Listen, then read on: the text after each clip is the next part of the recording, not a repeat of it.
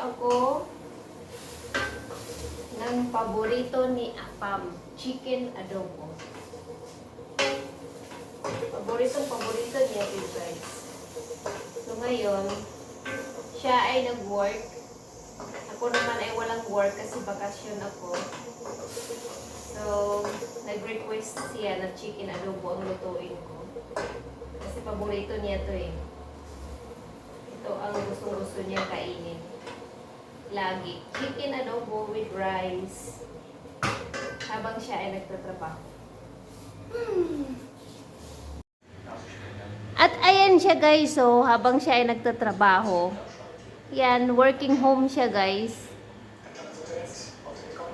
Yeah, dyan siya.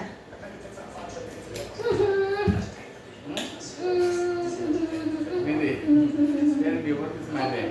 Tell me what is my name? I forgot your name. Is that true? At ayan ang chicken guys, oh. Patuyuin ko muna siya. Kasi maraming tubig. Creamy. At kasi guys, hindi ko alam na wala na pala siyang scordo, garlic. Kaya ilagay ko powder na lang.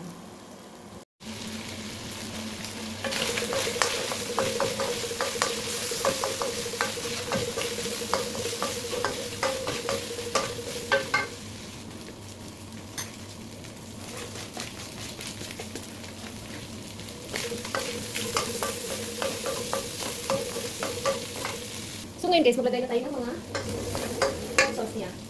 Sauce. Sauce. Vinegar.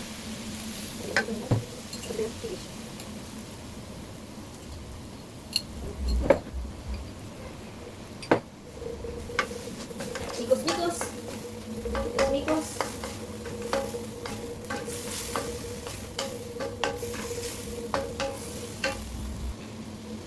Lagyan natin ng garlic. Oh.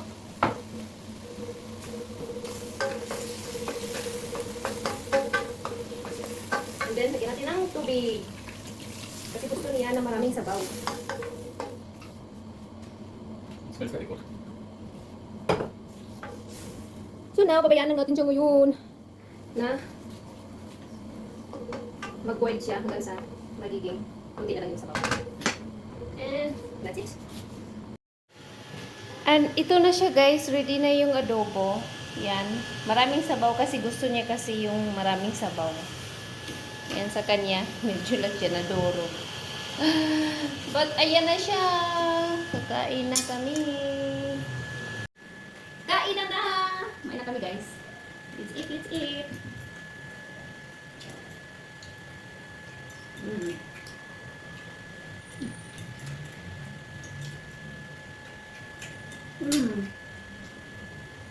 Kain. Welcome guys. Masarap na din eh. Better the Filipino adobo, I like more. I don't like Chinese adobo. Laban ko eh. I prefer authentic cuisine. Iba kasi yung pagkaluto ko ngayon, guys. Iba yung malasahan niya noon, nung nakaraan. Kaya sabi niya nga. Dapat ni Siwig, talaga nagbangam. Anyway, guys. Bye! That's for today guys. God bless everyone!